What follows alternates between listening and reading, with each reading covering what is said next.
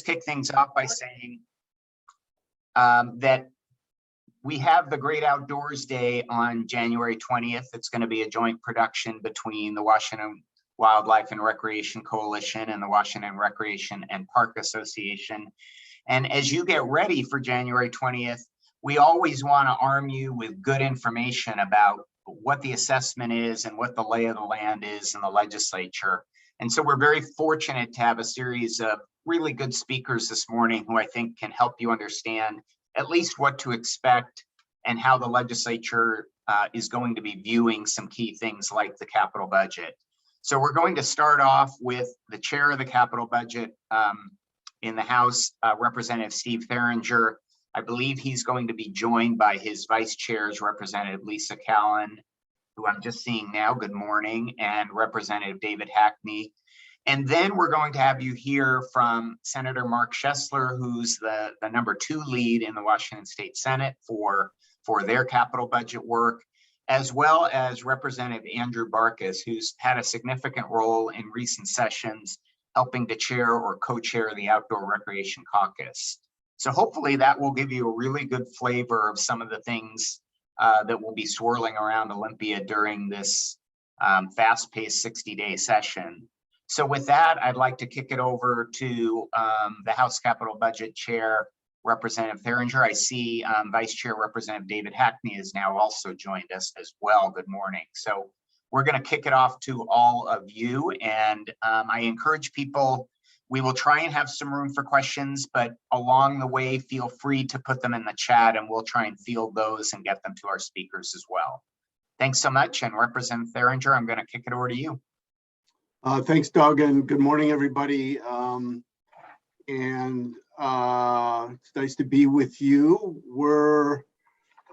I guess give you just 10,000 foot level here. Just recap. We had a very robust biennial budget, right? We had almost $6 billion across the total budget, with record investments in the WWIP project. We put $57 million into parks and boating facilities, off-road and youth athletic fields. So it was a very robust budget for the biennium. Those dollars and those projects are still in the pipeline, a lot of them. So the supplemental budget, which is what we're working on in the 60 days we're in session this year, is a little leaner. Instead of $6 billion, we have $84 million in bond capacity. And we've, as the governor and our staff has sort of been digging through the couch cushions, and we've come up with, probably another 13 million or so that in projects that weren't finished or aren't going to be utilizing the money within the biennium or in any time in the near future.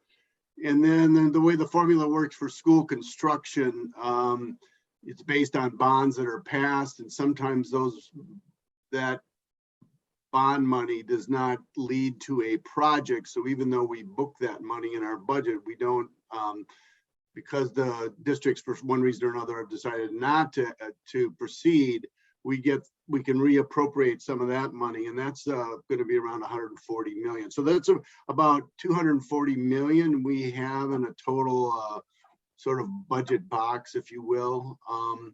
And because, we don't usually, what we do in the supplemental is very much, and I think we'll do that this year because of supply chain issues and virus issues, we'll be really trying to backfill additional costs that appeared, in the last year for some of the projects we funded in the biennial budget. So I guess that's a lot of explanation to say. It's not a lot of new money for a lot of new projects.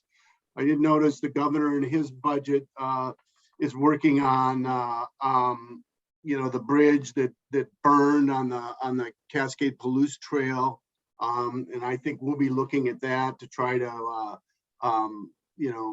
fund that if we can.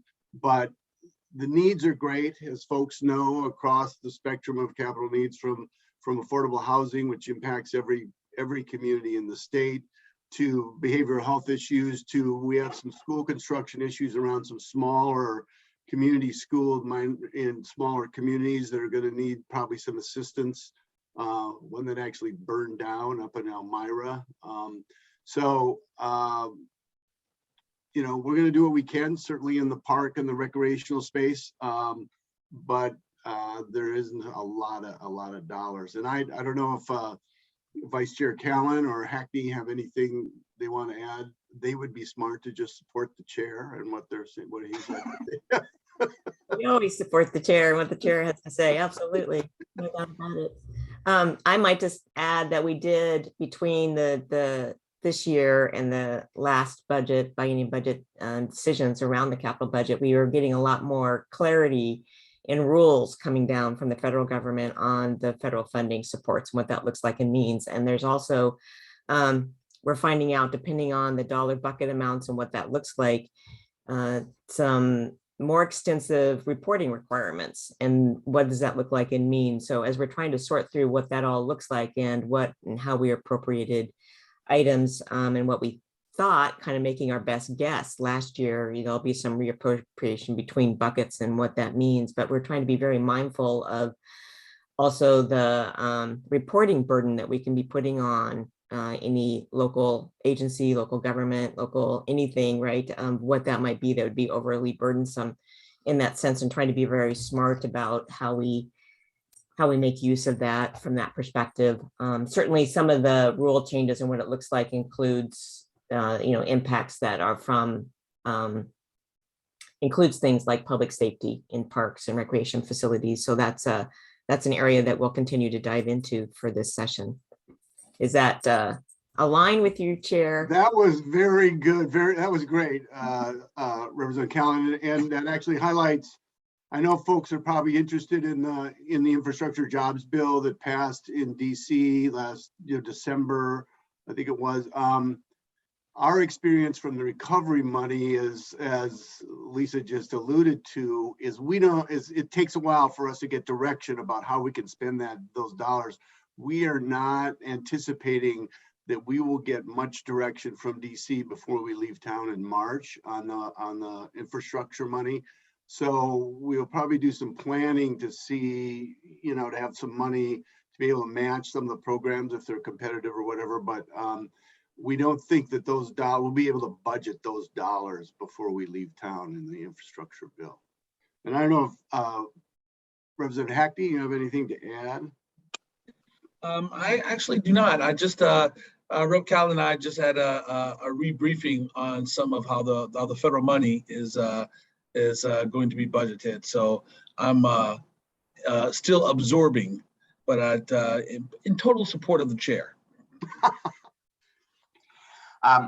These are great vice chairs. I just want to say they're wonderful vice chairs. So, let me add oh, go ahead, Mr. Chair. Well, I was just going to say, I mean, and no kidding aside, it is helpful to have, Representative Callan has been working. She helped develop the budget for the biennium, and now Representative Hackney is involved. It's always good to have new eyes on the process and involved in the process. So that's really helpful, actually. So we do have some time for questions, Doug. Yeah, we're doing well on time, so I do want to open it up for questions. Let me, I neglected to add for all of our attendees, just so you have a sense of the geography here. Chair Theringer is from the 24th Legislative District, so he takes in a lot of that beautiful area up and down the coast of Washington State.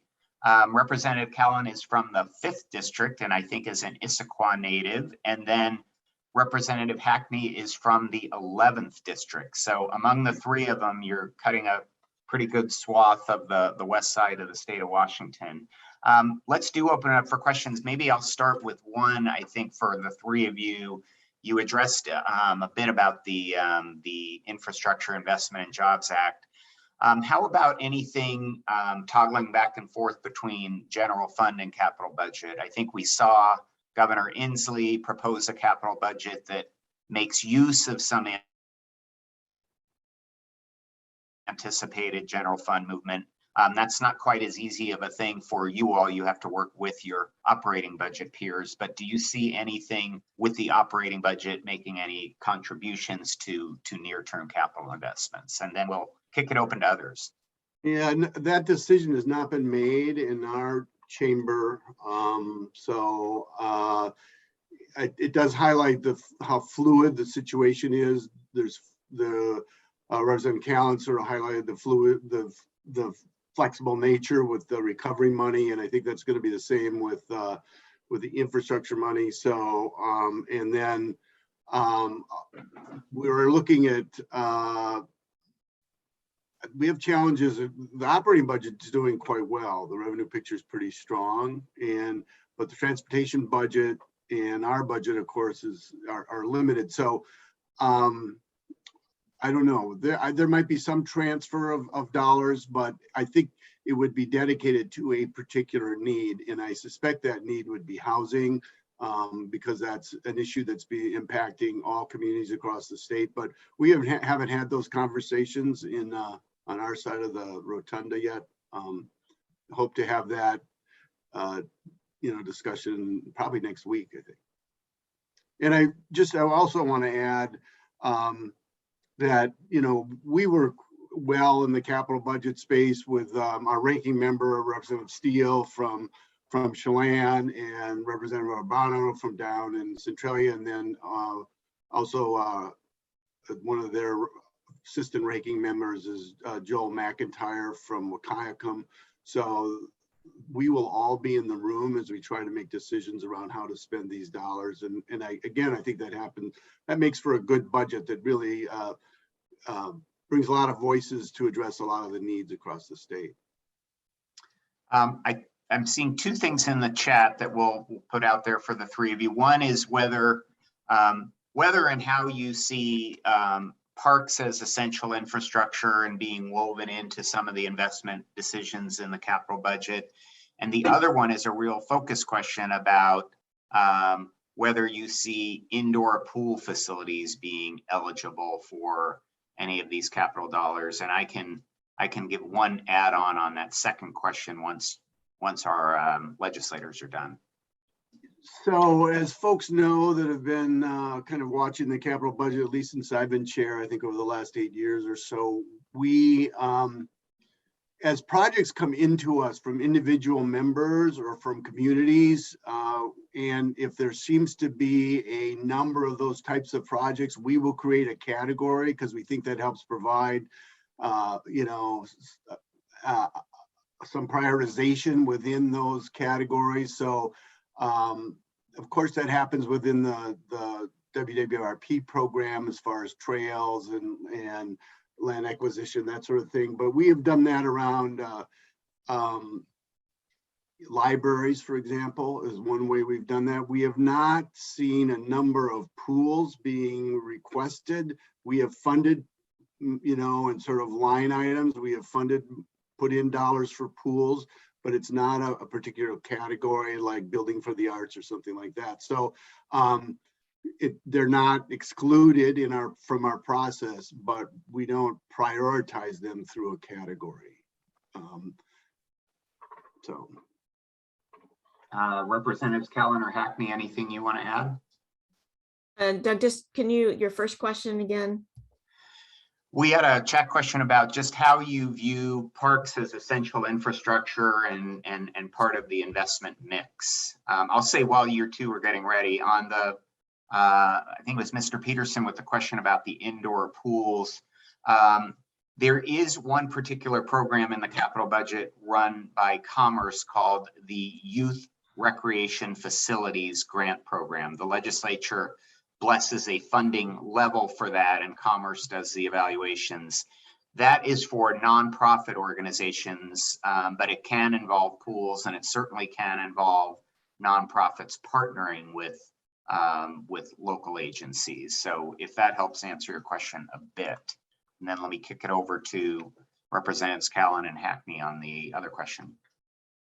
I think from our perspective, and the capital budget has mirrored this in priorities, establishing that parks and our great outdoors is really an essential part of our infrastructure in Washington State, philosophically speaking. And I think the language that we were seeing in the federal rules that comes down also supports that. So it's really just a matter of how, the dollars start to again, with reporting requirements and the different federal packages and how they align, and then what the operating budget use of those dollars will be in comparison to the other needs of the transportation package in our budget that's going to align. So it just goes back to exactly what Chair Theringer, I think, already said, but certainly from our perspective, and I think the budget writers team, we consider parks a strong part of our infrastructure and necessary, and the demand and the use, right, now more than ever with the coronavirus and the activities and where people can be and be in a healthy state. We're just seeing that increased need and demand and funding pressure to make sure that we're providing that resource to every Washingtonian. Great.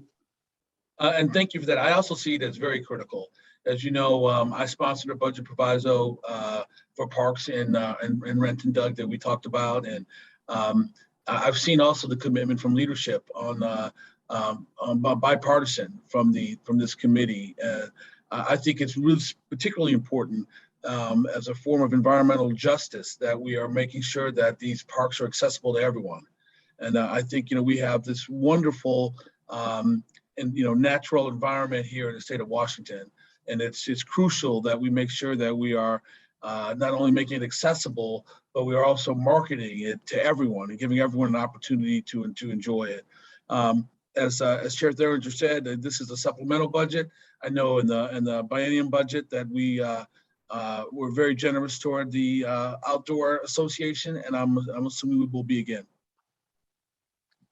Thank you, Representative Hackney. I'm told that we now have Representative Andrew Barkus joining us. So Representative Barkus, good morning. You're going to be up soon, so I hope you're formulating your oratory as we speak. And we have I think more of a suggestion than a question in the chat box from Justin Allegro, who just suggests that some kind of matching fund concept to support IAJA implementation would be great, and more of a thank you than a question. Let's see, wondering if you see a need and opportunity to support local governments and state agencies to coordinate and pre-plan around all the diverse competitive grant program RFPs. So that's part of a question from him. We'd like to see local governments have sufficient capacity to quickly shape proposals for these competitive funds. So I don't know if any of the three of you or Representative Barkus has an immediate answer to that, but that's from Justin. Yeah, I will say that, we do look at sort of technical assistance for communities, especially, communities of color or other communities that have not been able to participate or aren't even aware of some of the programs.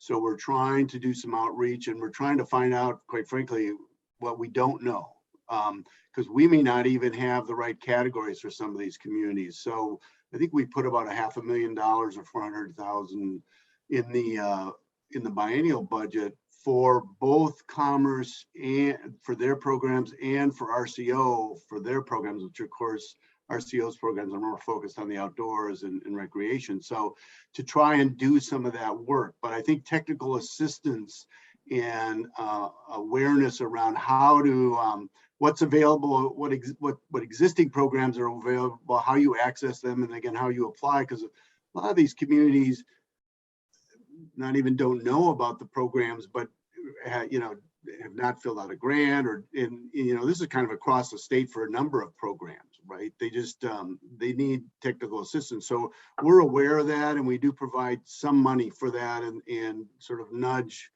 RCO and Commerce to be able to provide some of that assistance.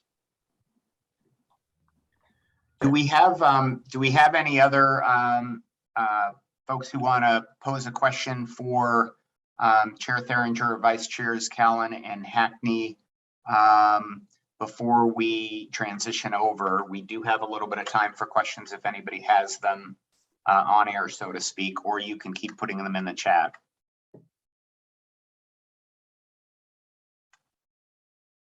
And go ahead and speak up, because I can't see everyone on my screen. So just jump in if you've got a question. Just expand a little bit on the last answer. I think the idea of a matching pool is an interesting concept, and certainly I appreciate the local governments need and flexibility, right, to be able to respond quickly, especially using federal dollars in the infrastructure package and bill. But that's another one of those areas where I just can highlight that the reporting requirements and what that looks like and means can become incredibly burdensome depending on that project definition and if it's down to the by project level and what that would do to local governments.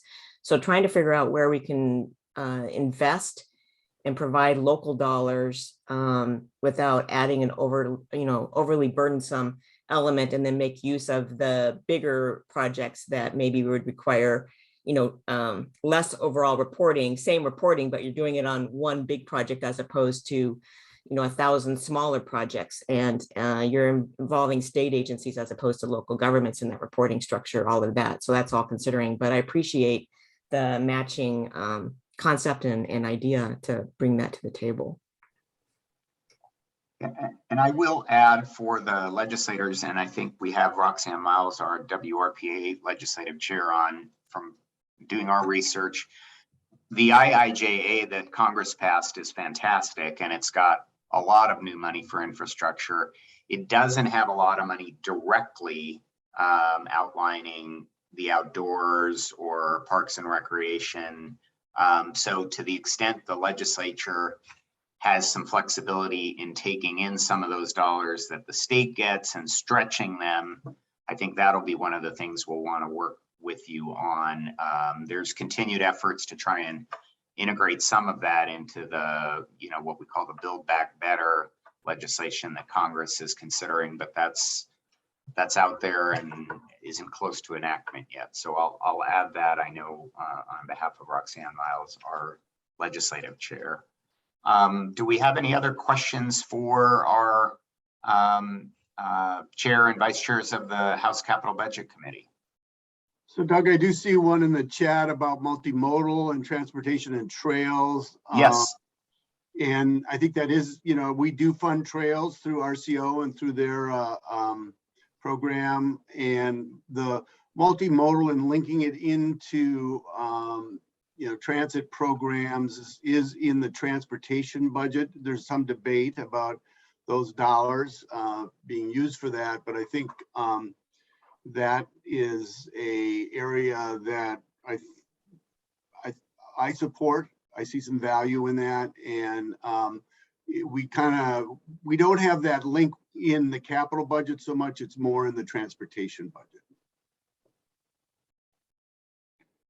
Anything the two vice chairs want to add on that question? I can address that in a little bit too, as a ranking on transportation. So. Oh yes, please, Representative Barkus, go ahead. Well, sure. I'll start now then. Good morning.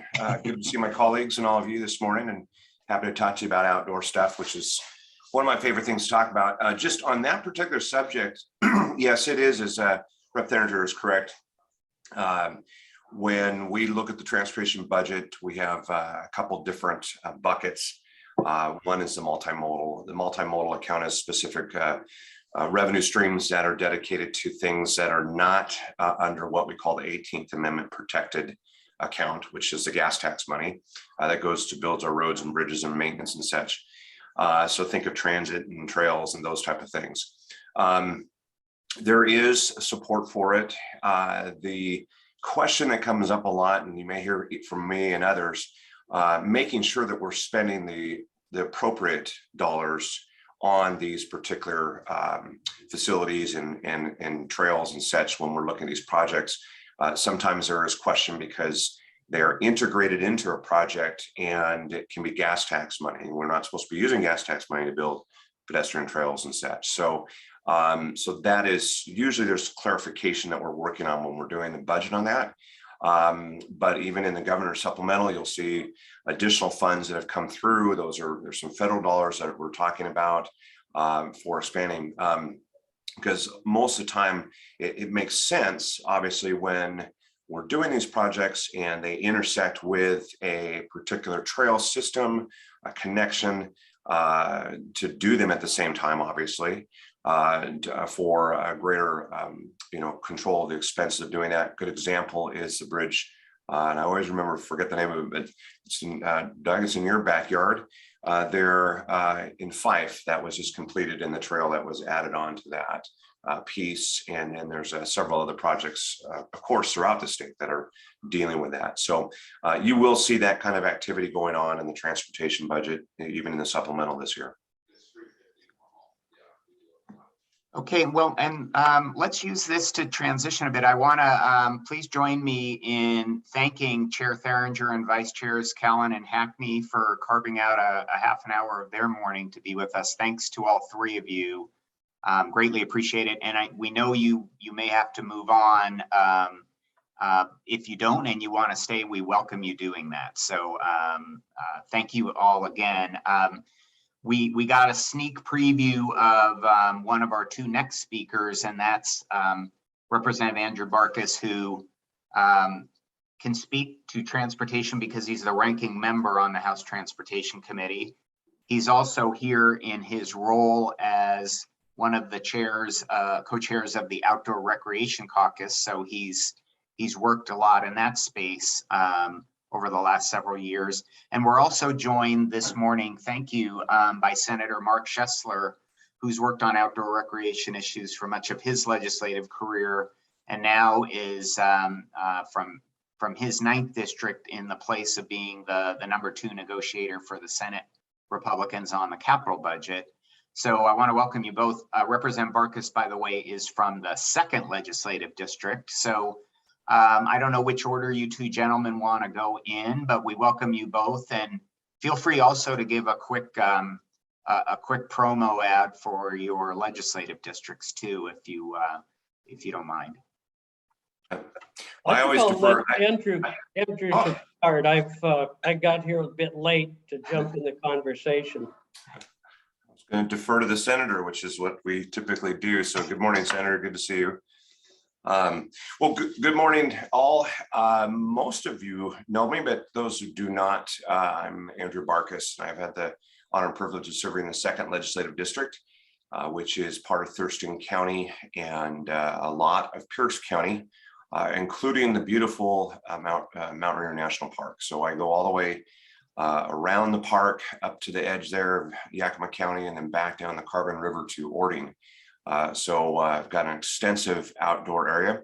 The 2nd district is also home to the state of Washington's newest state park, the Nisqually State Park, that is rapidly being developed, and hopefully will be continue moving fast-tracked to its completion date to offer the citizens of the state another beautiful opportunity to camp and hike in a really spectacular area, full of a lot of history. It's a unique park as we're partnering with the Nisqually tribe to do a lot of work there. So there's a lot of cultural significance of that particular site there on the Nisqually River and the Michelle River. So I serve as a ranking member on transportation. So that has been my world for the last almost 4 years. It's interesting that there are nexuses, of course, with the outdoor arena in transportation. Sometimes very easy ones to talk about that are good. Others are controversial. I'll touch on a few, and I think maybe even the senator will touch on a few that we're a little concerned about. When it comes to things like rail banking and when it trails conversions and things on infrastructure that we need to preserve in our state. But I also work on the Community Housing and Veterans Committee, do a lot of housing policy too. So, but in my spare time, I guess you'd say, I've been the co-chair from the House on the Outdoor Caucus for many years now. I think almost since I got involved, became a legislator here almost 6 years ago. And that's been a great opportunity. I really enjoy working in that capacity. I think the Outdoor Caucus has really become one of the better caucuses in the legislature. I say that biased, of course, but it is a great example of what happens when you bring together a bipartisan, bicameral, or a group with all the stakeholders, the agencies, to talk about a specific topic. And outdoor is huge. And I think that for many years, people didn't realize the impact of our outdoor economy on the state of Washington, and what that looks like as far as the generation of sales tax and revenues to the state, but also what it does for all the thousands of jobs throughout the state in the outdoor industry, and also the hundreds and hundreds of thousands, if not millions, of people who have the opportunity to enjoy the outdoors here in Washington state. And we've seen that even more so here in the last couple of years, which I'll touch on in a second. But the Outdoor Caucus, over the last couple of years, the basis is it is a great opportunity for us to be able to track the policies that affect the outdoors by bringing together the agencies in a way that we know what policies are coming through, what ones that need to garner support, how they affect the capital budgets and the other budgets.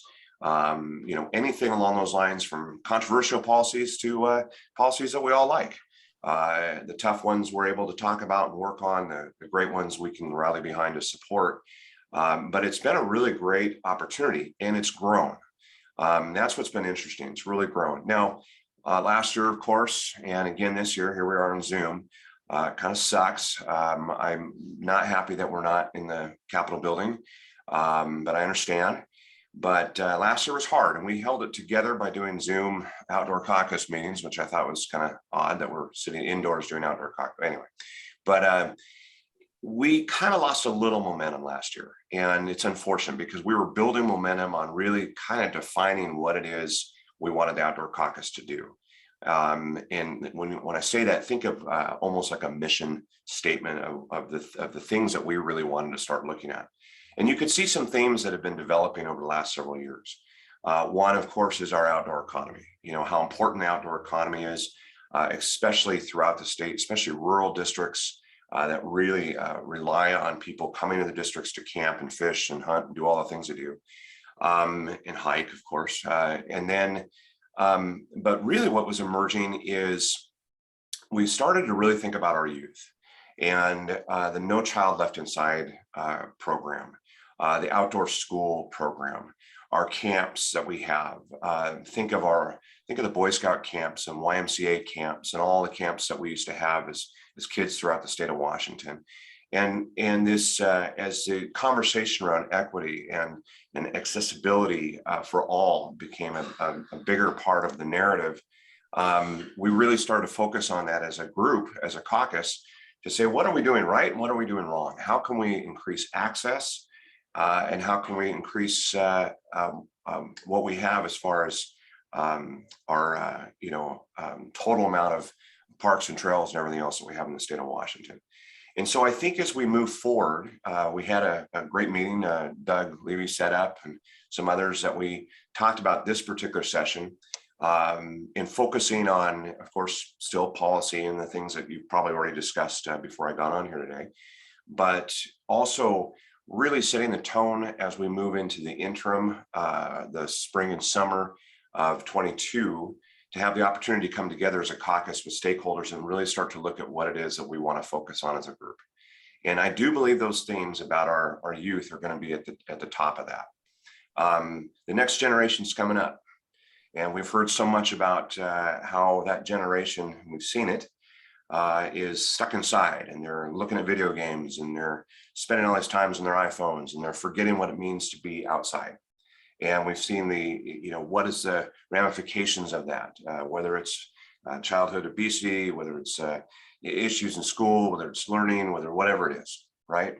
And so we want to look at how do we expand the opportunities? How do we get more people and more youth outside from everywhere in the state of Washington?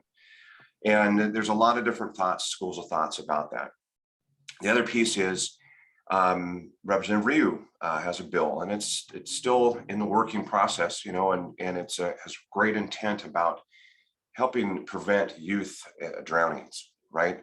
And when we look at this, and there's a lot of things that we can think about, but one of the things that we've talked about is, we've really removed a lot of access to the programs that we all had as kids, learning how to swim in summer camp, learning how to swim in school, outdoor activities in school, physical fitness in school, things that we just don't see that we've eliminated, have created this. They're another reason why we have the problems that we have today. So that education piece is critical.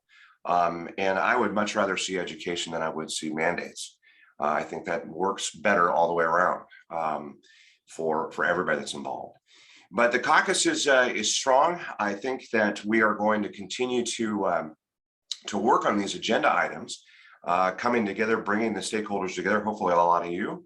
We're going to hopefully be able to actually get together for a period of a tour or something, either on the east side or west side. It's been several years since we were able to do that. The last one was in Wenatchee and up at Lake Chelan, and it was a great opportunity to get together. And we, really furthers bonding of what we're all trying to do in a unified way. Just real quickly, lastly, I know there are legislative priorities. I've already reviewed those. I'm sure we'll be discussing those next Thursday when the first outdoor caucus meeting kicks off. And we'll start to talk about that. And I think it is great to give the opportunity for local parks and park districts to have that opportunity to bolster what it is to do, that they're to support their parks, to expand their parks. I think we're in a unique opportunity. I'm sure the senator will talk a little bit more about it from the budgetary perspective, with our surpluses, with the Climate Commitment Act, the monies that are coming in, to really focus some of those dollars into our park systems. It's different than what is normally the case. Normally the case when the budget is going this other way, parks are the first thing that get cut. Our outdoor stuff is the first thing that gets cut. We haven't seen that. We've seen a robust investment from the state of Washington in our outdoors over the last several years, last several budget cycles. And so we want to make sure that whatever we're creating today, that we can sustain that funding over the course of time, so we don't have these wild ebbs and flows like we've seen in the past with our parks. I'll tell you that with Representative Dye and our caucus has put forth a couple different bills and a couple different plans, and they may be controversial to some of you on this call. You may look at it and say, I'm not sure, but I think that the overall arching idea is we need to look at the dollars that are available today without raising these taxes, to be able to use them and prioritize them in our outdoor space. And part of her plan and part of the things that we've been talking about is really looking at supporting state parks, access, and more. Really, I think this is the time to be thinking about it. If any of you, I just did here recently, like to camp like I do, and you go online and try to find, you'll never find a reservation unless you book it 6 to 9 months out and hope somebody cancels if you want to do it. There is no spur of the moment, hey honey, let's go camping this weekend, because we've maxed out. And with the growth of population, and as I was indicating before, what we saw happen here through COVID, people started to stay home, people started to stay local, and people started to discover that, hey, there's a park about 30 miles from my house that I can go camp at, hike at, play at, and the usage has gone up, which is great. We want that. We want people to use our parks and everything else. But I think we're going to be at a point here real soon for the state of Washington that we need more. And we need more parks, more camping sites, making sure that we have that robust trail system over the course of time. It pays for itself. It's one of those things that, when you look at that outdoor economy piece and you think about, I know what it costs to go camping and what I spend on a weekend camping. When I take my RV or whatever it is that I go out and do, you spend a lot of dollars on equipment and everything else, and all that goes into the economy, times a gazillion, right? So it's great to see. I'll stop there, Doug. I think that takes me 10 minutes. I think that's what I was allotted. I want to give the senator plenty of time and then open time for questions. Great. Thanks so much, Representative Barkus. And I think you all heard the enthusiasm for these issues oozing out of the Zoom screen. So that's fantastic. And I want to introduce Senator Schestler from the 9th District, and again, the number 2 on the capital budget for his caucus. Senator, please jump in, give us some of your thoughts on the lay of the land for the capital budget and other issues you see ahead this session for our people in attendance. Well, sure, Doug. Thank you very much. I hope I'm not repetitive of things that the 2 chairs talked about, since I didn't join you right away. And if I'm plowing that furrow again, my apologies in advance. This will be my 30th session in Olympia. Like to think I've seen just about all the combinations there are. And I will say that, working capital budget this biennium are probably the best cross-section of people I could work with. Senator Frocht and I have got a great professional relationship. Senator Mullet and Senator Honeyford, who's one of my oldest friends in the institution. When I was majority leader, I named him capital budget chair because he was like a rock. And it's not easy, as Representative Theringer will say. You get a lot of asks. They're all the most important in the world. And that's why you have a rock like Jim Honeyford involved there. So that's a little bit of that background. My current district is about a third larger than the state of Connecticut. It may be now as large as Representative Theringer's district when we move into the new district. We are currently part of Spokane, Whitman, Asotin, Garfield, Adams, and a portion of Franklin. We'll keep part of Franklin, but we'll add all of Columbia County, which is the Blue Mountains. And obviously this group cares about some things down there. We add all of Lincoln County, which creates a whole new set of interesting outdoor issues. And I'll have the most people I've ever represented in Spokane County when it's all done. So it's a real wide cross section of people and places in the new 9th district. Interesting thing, in the dark era of parks about 20 years ago, the State Parks Commission and the governor made the decision to close quite a number of state parks. And they said it was just a coincidence, but they tended to be in red districts. And some were able to reopen as private parks, some never will. I guess one thing I really was happy about, I was able to reopen Lions Ferry State Park. That was the first new or reopened park in the state in decades. And it coincides really well with Palouse Falls State Park. If you've ever been there, it's probably the most profitable park we operate. We had a great process of public involvement, and we said, why have a small number of primitive campsites at Palouse Falls? We need to upgrade it for safety and size. And one of the original donors, the Harder family, donated more land for parking. The original park was donated by the McGregor family, which has deep history in my district. And then we would expand the camping at Lions Ferry, which links well into what Representative Barkus talked about. Put in a bigger, better camping area in close proximity to another destination. I think it's one of the more frustrating things I've experienced as a legislator is this ridiculous bureaucracy of trying to do what public process wants, what the legislature wants, and then getting a phone call that they had closed the restrooms for Labor Day weekend. And they had inadequate numbers of porta potties. When the constituent screams in your ears, their favorite park doesn't have adequate potties, you scream at parks, yeah, we're gonna do something, then they never did. So we're gonna continue pursuing that, because when you can have public involvement linking a couple of opportunities together, you have a really good opportunity for recreation that fits a variety of people and physical abilities. So that's one of the interesting things on the hunting side, fish and wildlife. I saw the best this year in the new boat launch at Williams Lake in my district. Really cool. I saw the worst with the feel free to hunt or hunting by permission program Fish and Wildlife has. I was out applying some herbicides to non-crop areas this fall.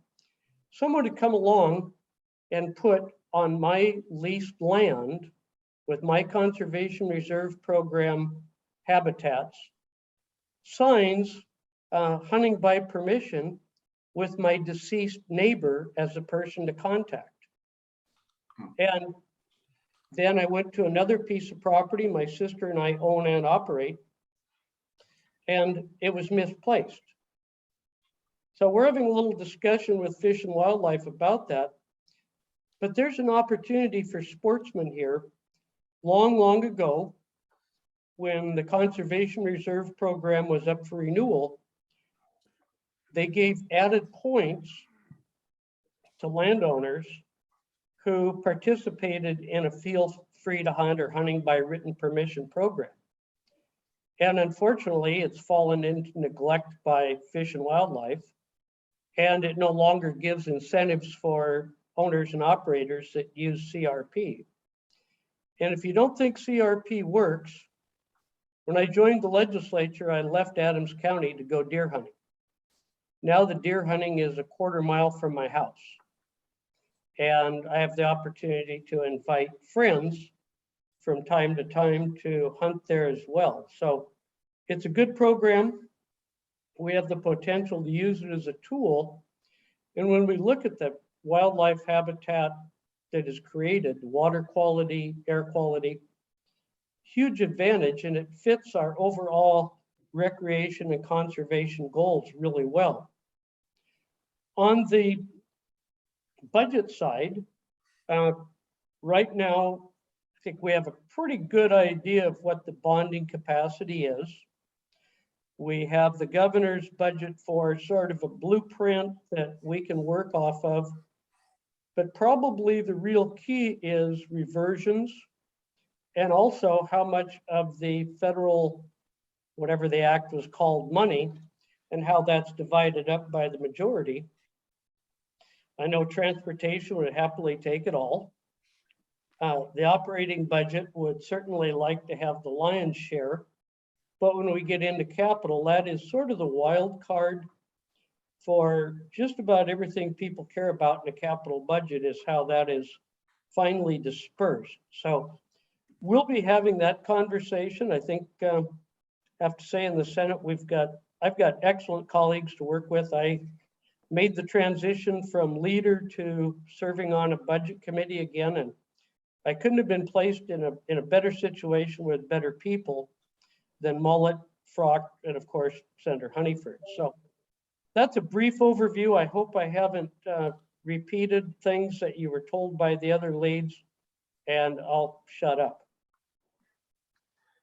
Thank you very much, Senator Schestler. That's super helpful. And we do have about 10 minutes for questions for these two gentlemen. I do see a thank you to Representative Barkus in the chat. I don't see a question there, but I'm very excited about expanding youth engagement, education, and leadership in this space. So do we have any questions? Again, I can't see all the screens, so if you have one, feel free to unmute yourself and jump in. And let me give folks a second to do that. And then I have a couple questions for our speakers if we don't have any other proactive folks jumping up.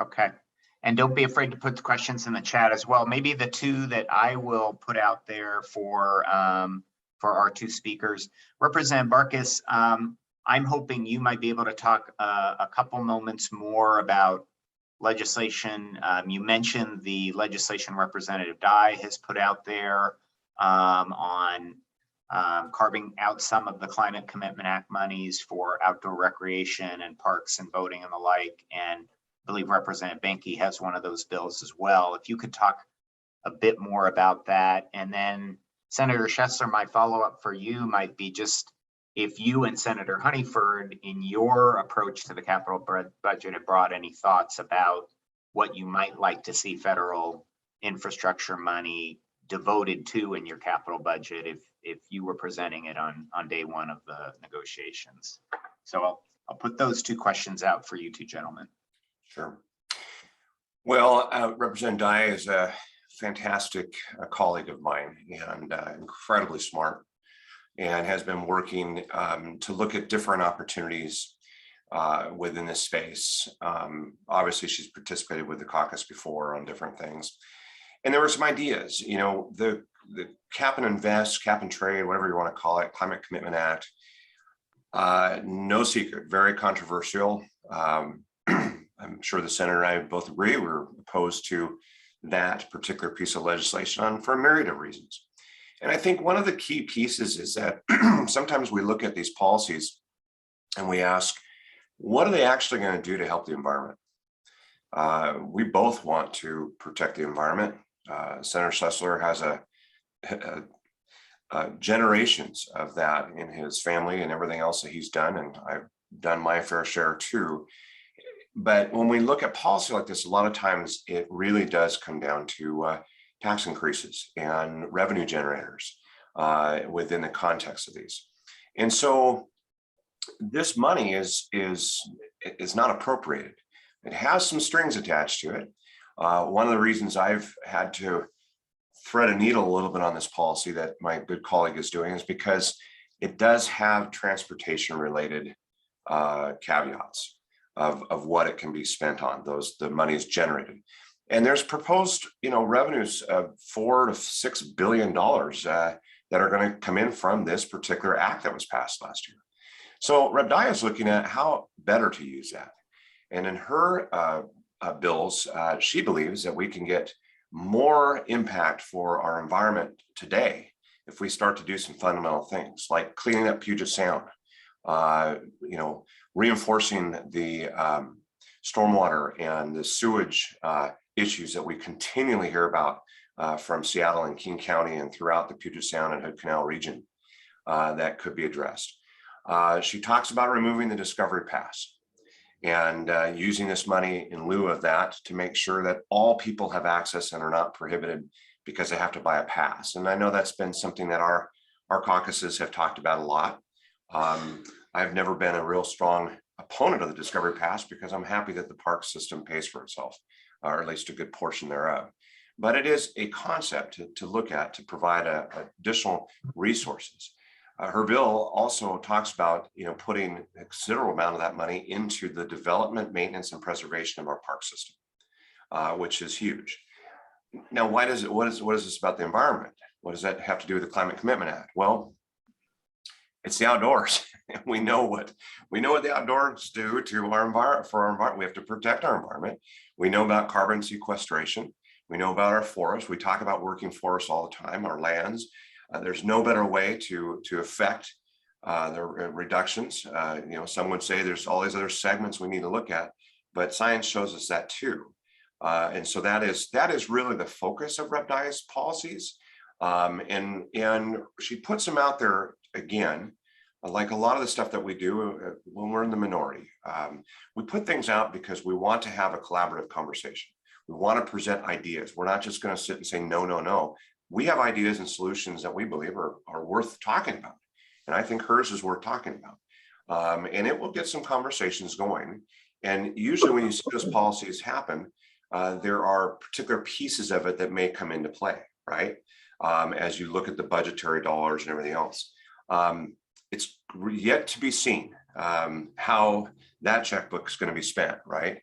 I have a pretty good idea, and it maybe not goes to the areas that I want it to, but I think we need to have a conversation about how those dollars could be impacted into our outdoor space. I think, again, with the revenues that we have and we see these streams, be able to channel that towards sustainable long-term funding for our outdoor spaces, our parks, for fish and wildlife, for DNR, for forest management, for all that. No better time than now to be able to start to do that, to program that in, right? So we have that. Because I would like to see it. I know the story that Senator Schestler said about the park dinner. I mean, there are so many stories that just make sense of these opportunities. And I can't remember what the stat I saw somewhere, but we haven't added, I mean, besides the Nisqually State Park, which is years away from being done, I can't think of adding campsites or, you know, other facilities to our state's inventory in a long, long time. So we need to streamline that process. And we need to start using these funds appropriately in some of those arenas. Thank you, Representative Barkus. And I'm about to put in the chat Representative Dye's bill. I'm linking for everybody. It's House Bill 1823. So I just put that in the chat. And then Senator Schestler, do you want to talk about maybe if you and Senator Honeyford had your vision to give on federal infrastructure dollars? Any thoughts there? Well, let's go back, Doug. We still got to remember how many dollars the majority appropriates to each of the three budgets. But, you know, kind of a wrap on some of these things. I introduced a bill to go to a higher level of water quality discharge into Puget Sound, because I don't know what good it does to worry about a cow pooping in a stream in Garfield County and dispensing raw sewer or partially treated sewage into Puget Sound and saying, well, we're protecting the salmon because there was a cow in Garfield County somewhere. So if we look at the growth in Puget Sound and the shellfish bed closures, salmons, orcas, swimming, we need to, I think, hold ourselves to higher standards. A little bit more, back when we were in really, really deep financial struggles, I worked with former Senator Ranker to try and make the Discover Pass workable. It was not an easy task, and we both had to provide votes for it. Now, at this point in time, I think it would make perfect sense to consider suspending the Discover Pass. I mean, what are we going to do for the average taxpayer? It's not about, they may not buy an electric car, they may not need a battery operated hedge trimmer, but the average working family in the state of Washington deserves something. And I think that's one of the things that we should be considering. I think you'll see Senator Honeyford and I very supportive of making sure minor works gets done. Minor works becomes the showers, the campsites, the toilets, things that don't work.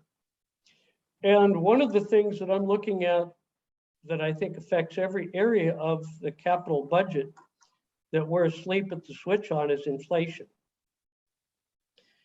I believe that just about any project is subject to inflation: concrete, steel, lumber, transportation, labor, copper wire, it's all up. And I think before we embark on too many, let's make sure we can actually pay for those projects, those buildings, all through the capital budget without partisanship or discrimination against any area should come in. I'll give an example. I mean, we led off the capital budget hearing with the new mental health facility at the University of Washington. And they're having a very challenging time with inflation, with labor, et cetera.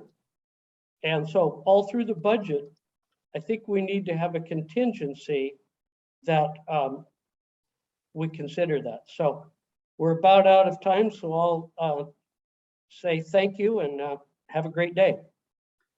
Yes, thank you both. And please, everyone, join me in thanking these two gentlemen. And thanks for taking your time. And thanks to several dozen of you who took your time. We appreciate it. And we'll look forward to the next one. We have Representative Ryu and Representative Abarno over the noon hour. So Senator Schestler, Representative Barkus, thank you. Everybody, thank you so much. And we'll see you soon.